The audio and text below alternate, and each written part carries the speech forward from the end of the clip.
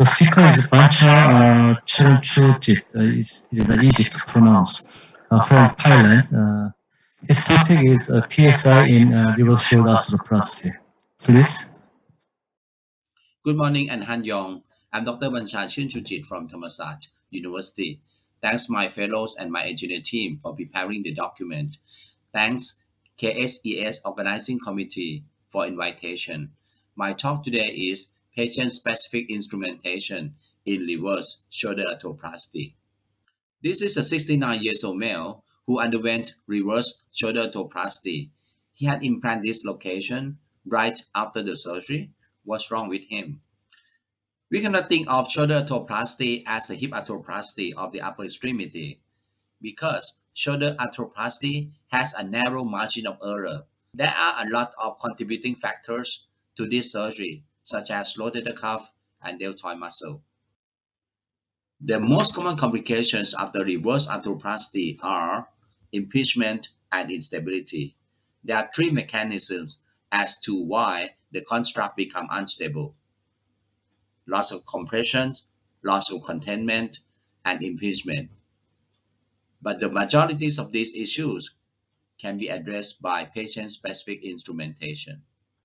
After the revision surgery, the rate of instability is as high as 30 to 50%, and the loss of compression is the most common cause.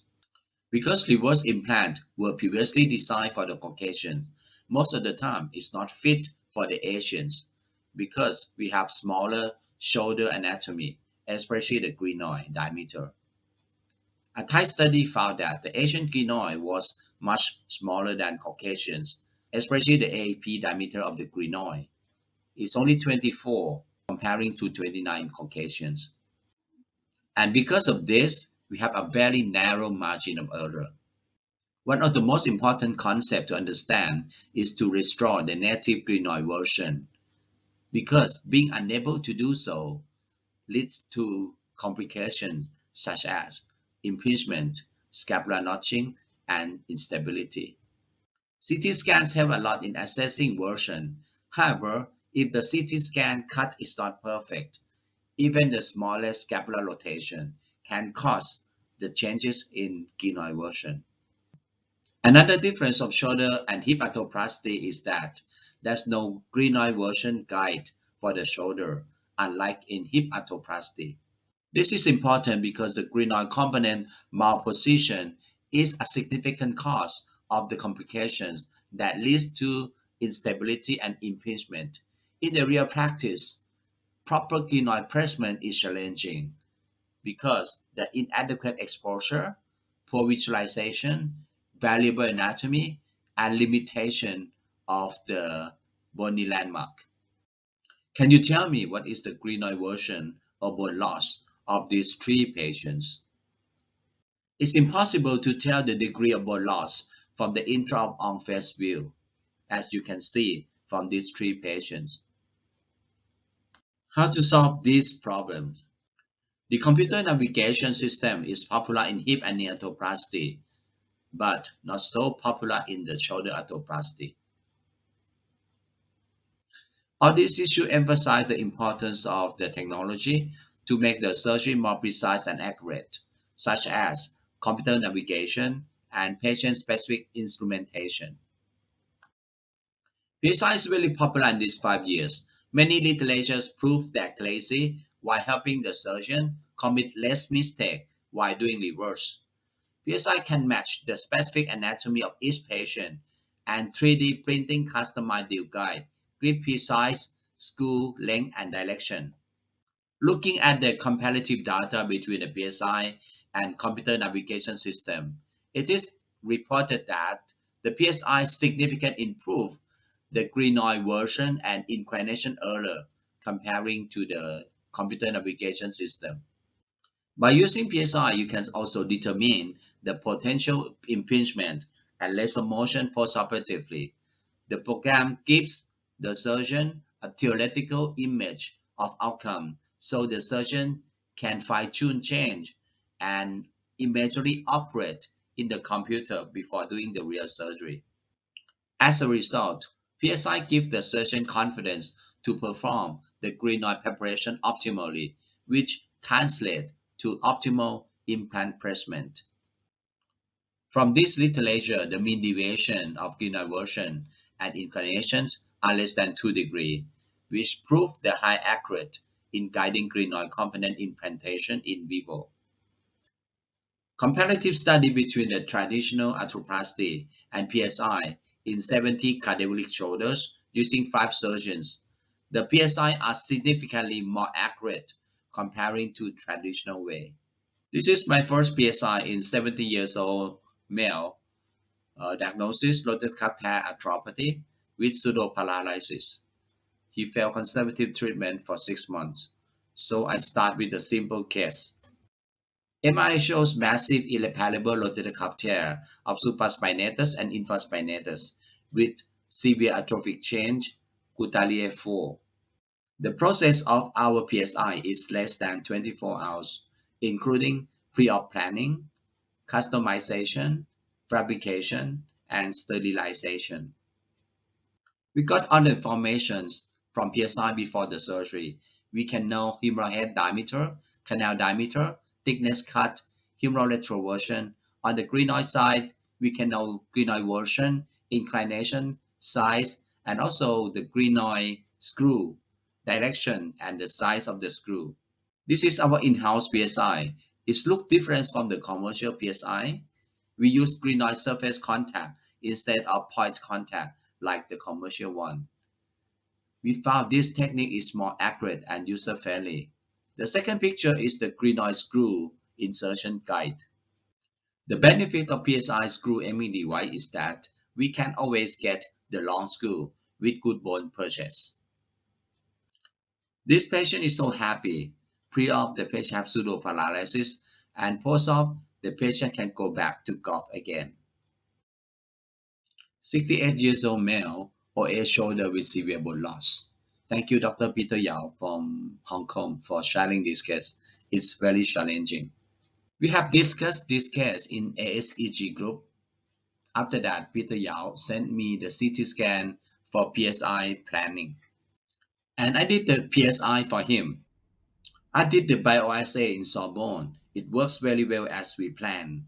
This made me feel very confident to do this surgery. This new patient, 68 years old, neglected this location after open rotator cuff repair 7 years ago. He has severe anterior glenoid bone loss. The anteversion angle is 36 degrees. I did the PSI for him. This picture shows the 3D printing of the glenoid bone, severe deformity. This is a PSI for central plate for the glenoid base plate. This is for the glenoid screw directions. This shows the dimension and the size of the glenoid bone graft. We did the bioassay using the graft from the humeral head. The surgery was very smooth. The glenoid screw placement was very easy. Just follow the guide.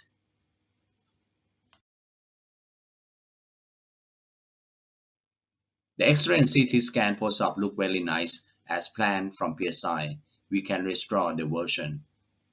Last patient, 70 years old lady, motorcycle accident after reverse shoulder arthroplasty.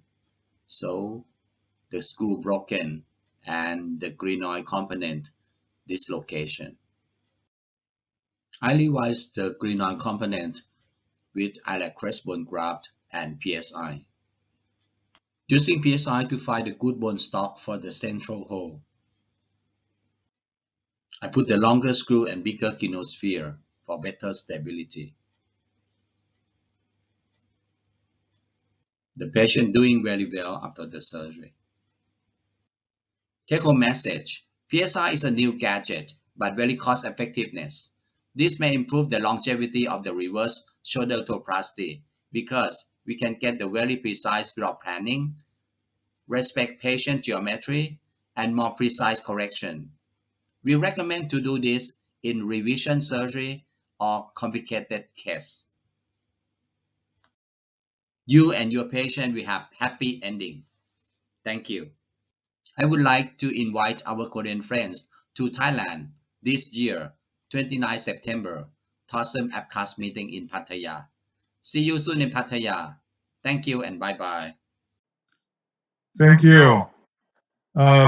Please come to the podium if you have any questions to anybody. Okay. So, hi Kutaro, hi Karen, hi Bancha, hi my friends. Hi.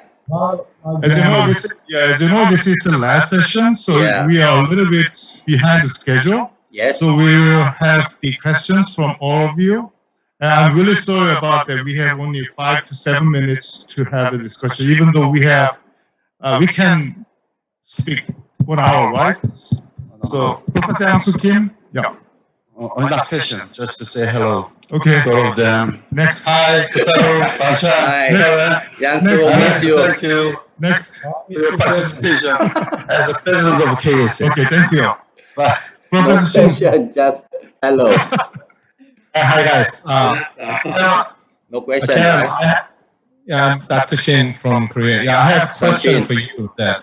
So in old age, around maybe 70 or 80 years old, but osteoarthritis with a partial thickness rotator cuff tear, and what's the indication for reversal or anatomical total shoulder?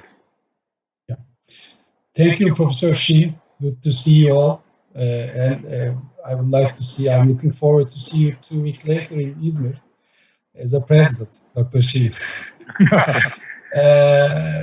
Thank you for your question. Excellent talks. Thank you also Bancha, Professor Bancha, Yamakado for the excellent talks. I always check with the MRI, the quality and Gutalia classification.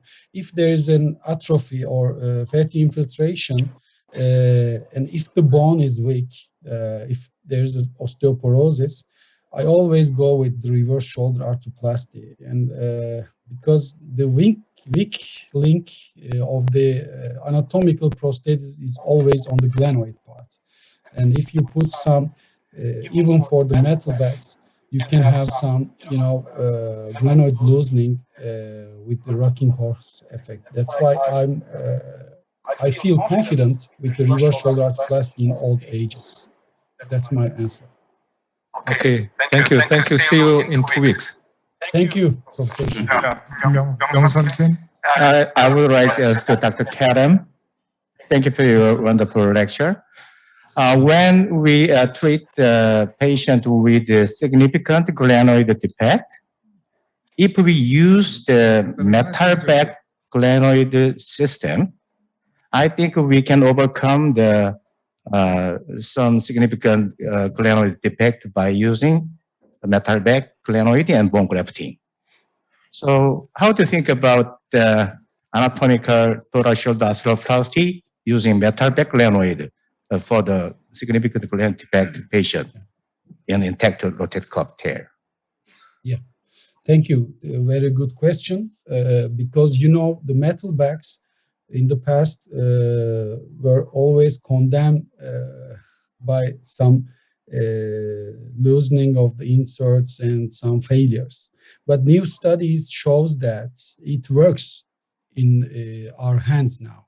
Metal backs with the good stabilization of with the screws and ingraft with the technology, now metal backs works. But in my part, I don't have any experience with metal backs in anatomical shoulder prosthesis. I did always the old poly glenoids. It's my preference, but you're right. If you use metal backs, you can feel much more confident. But you cannot, the rocking horse effect always give the, some forces which is not seen during the reverse shoulder arthroplasty biomechanics. Mm-hmm. So you have always have risk of some failures after. But I have no experience about the metal backs. Thank you so much. Kutaro. Hi. Kutaro or Kutaro? Kotaro is my name. Kotaro, my friend. Lateralization is related to subscale repair, I think. Right. So how's your the strategy for subscale repair according to the lateralization or something like that? Recently, I always use some kind of lateralization. Maybe for the shorter old ladies, I always the metal augmentation in the system, and maybe 150 160 is my threshold. I use the only system.